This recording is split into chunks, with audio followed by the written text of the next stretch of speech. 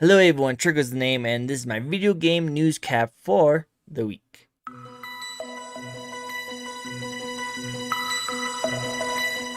Starting off, we have a new contender in the race of console wars. Seems like we don't need to buy a PlayStation anymore. We don't need to buy an Xbox anymore. We now need to buy the KF console. Well, apparently KFC wants to start releasing consoles now for gamers who are sitting at home thinking, man, you know what would be really good to go with my KFC chicken? A video game console to play it with. Oh, that sounds great. Which I guess is kind of cool. First, I thought this couldn't be real. This can't be real. But after a lot of the research that I did look into, it seems like it is kind of legit. I don't know when they'll release it or if they're actually going to release it. This could just be a marketing ploy, but it seems like it's pretty specced out, you know? Like, it seems like it's more of like an actual PC than a console. I'll like don't really understand completely why they decided to call it a console over the PC. I think it has something to do with accessibility of consoles, so it's easier to get a console and like install it and play a name like that than PC, even though they are a lot better in quality and all that kind of stuff, that can run things a lot easier, it is a little bit harder to set up than a console is. So that's probably the reason why they decided to do that. The whole entire thing is a marketing ploy. It even seems like you can actually cook like chicken on it, which I think it'd be hilarious for them to be like, if it overheats, don't worry, it's supposed to happen. Just lay your chicken on there and you should be totally fine to play your games after it's done overheating. Which, I know. I think Xbox maybe needs to start doing something like that themselves, you know, with their overheating problems. Who knows? Maybe you can cook a chicken on an Xbox Series X. That'd be interesting to try. But what do you guys think? Would you guys buy a KFC console? I don't know.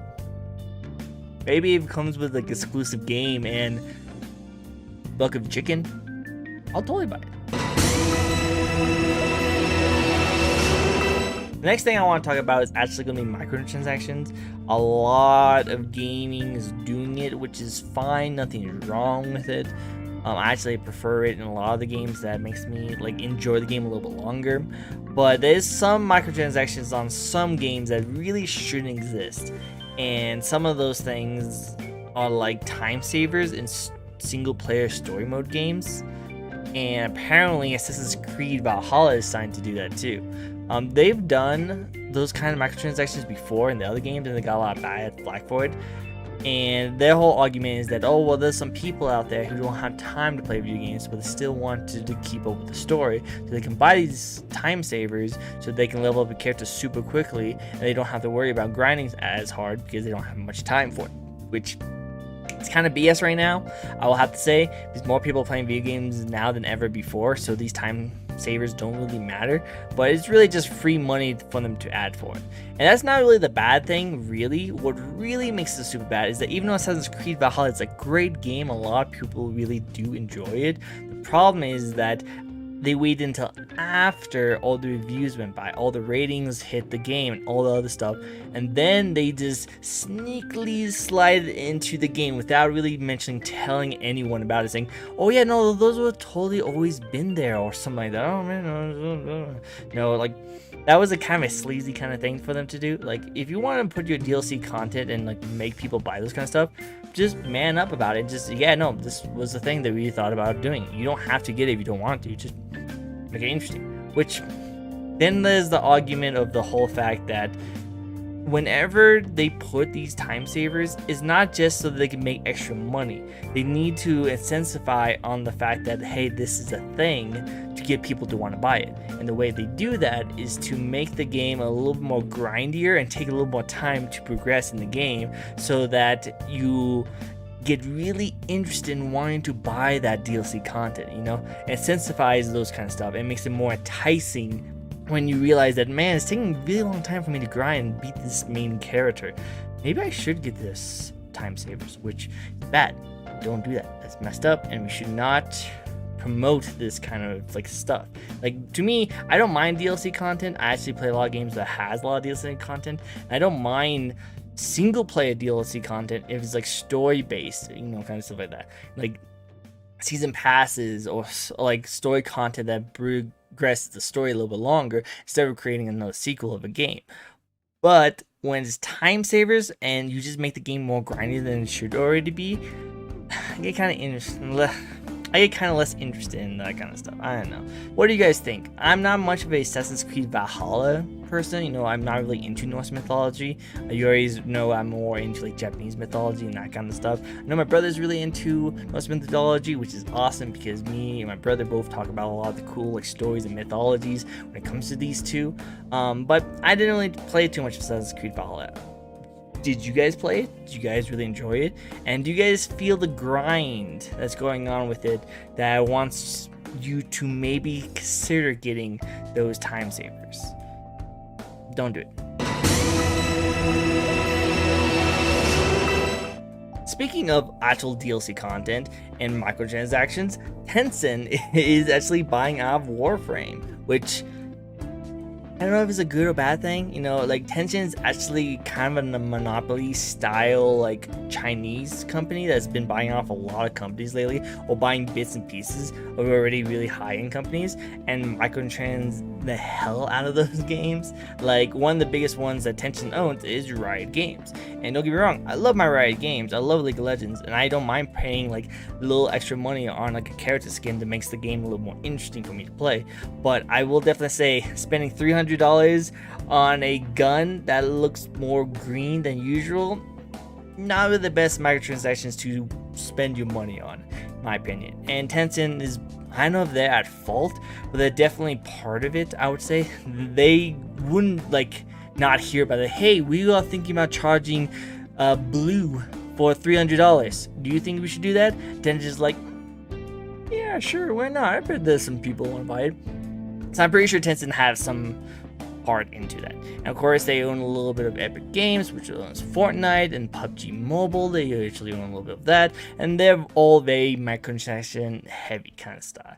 So for them buying Warframe is kind of scary in my opinion, because they might actually microtransaction that game like crazy. And even though I never really got into that game, it looks pretty fun, but I just never put the time and energy into a game like that. It'd be kind of lame to see them do like a loot box kind of system for that game, especially because they never really wanted to be like that. They just want to be a free to play game where you find the thing you want, buy that one thing, and then you play the game like the way you want to play it, which is kind of what all games should be like that, in my opinion. If you wanted to buy something to progress the game enjoyment, you buy that one part and then you're done. Good. You don't need to try to like spend hours on gacha stuff, And I do like to play a lot of gacha games. I don't really like to spend hundreds of dollars on gacha games. I'm not a whaler, I promise you that. So definitely let me know, what do you guys think? Do you think this Tencent buying Warframe is going to be doomed to Warframe as a community? Or do you think maybe it will help them out? Maybe they'll just let them do their own thing, and now Tencent will just fund them so that Warframe can do more cool stuff. What do you think? Think it's a good thing? Or do you think Tencent needs to settle down a little bit on their buying habits? Like the world's not a monopoly, even though a lot of companies really would love it to be one. And the last thing I want to talk about is really just Miles Morales, the Spider-Man game that came out for like PS4 and PS5. Apparently, even though the game's actually really good, a lot of people really do like the game. I even like the game for the little I have played of it, but it's on record going pretty terrible in sales right now. Not many people are playing it, not many people are buying it, and it's kind of just going off the wayside. And a lot of people arguing that it's because it's not titled as Spider-Man 2, and a lot of people are getting a flack for that, which I don't know. I feel like it shouldn't be Spider-Man 2, and it was never really meant to be Spider-Man 2. It's kind of like, remember when Uncharted came out with Lost Legacy? That game was never meant to be a sequel. It was meant to be DLC content for Uncharted 4, and it was supposed to be added on later on, but the game got so big that it had to be put as its own game, which not bad. You know, the game was really good, and that's kind of what I feel like with Miles Morales is. It's not supposed to be a sequel. It's supposed to just hold you over, give you some new content for a world that you already enjoyed playing. You know, I think Miles Morales is a really cool character, and all the cool new abilities, his story, and the way he sees everything is actually really interesting. I actually wouldn't mind seeing more of a Miles Morales kind of focused story, because I just think he's a really interesting character. But a lot of people saw that, hey, this game should be a sequel, and that's why I'm not going to buy it. And for a game that's released at $40, if you just get the base game for the PS4, and the game is not that long, it's about like 4 to 6 hours, I think. It's not supposed to be a sequel game. It's supposed to just hold you over until Spider-Man 2 comes out, hopefully the next year or the year after that. But I don't know, what do you guys think? I think this is actually a pretty great game that most people should not be sleeping on. If you have a PS4, definitely go for it. If you're waiting until the PS5 comes out and then playing on PS5, go for that too. It might take you a bit, and that might be actually one of the reasons why the sales are actually a little bit low. It's because everyone's waiting for themselves to get a PS5 to play the game. But I still say give it a try. I think you would like it a lot if you do have a PS4. If not, then you have Cyberpunk. You know, eventually it will get patched and playable, hopefully soon. Maybe. That's going to wrap it up for me for this week for the gaming news. I know there's a lot of other gaming news I could be talking about, like DMCA getting rewritten by another person, and there might be some new rules going for, and like people who are running a lot of the political side of things wants to see streamers go to jail just because they have some music in the background of the games, which I think is really dumb in all matter of ways.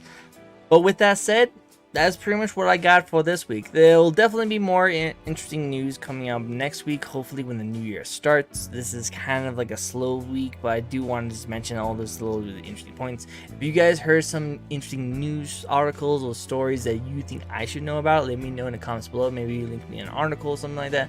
I'll definitely review it and look it up, and then talk about it next week for you guys and see if there's anything interesting or news related. Until then, I hope you guys all still have yourself an amazing, awesome day. Bye.